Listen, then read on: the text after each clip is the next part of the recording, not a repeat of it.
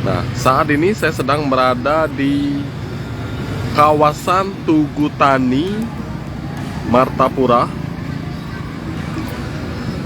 yang letaknya berada di Jalan Merdeka Martapura, ataupun ini di sepertiga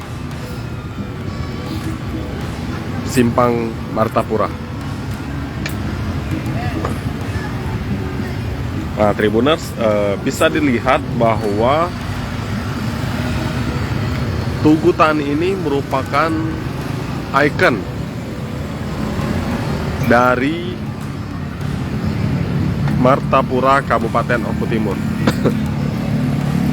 Dikarenakan tugu ini memberikan simbol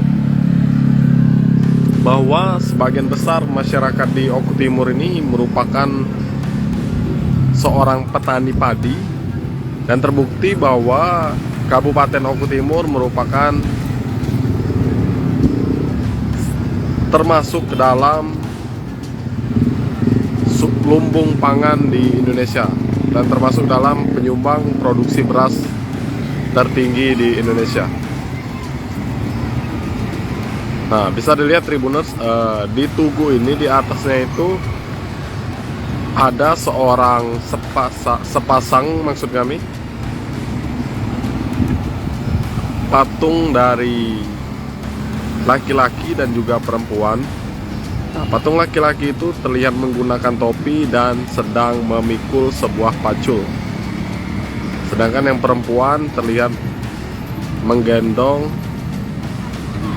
tas di lengannya ataupun di bahunya.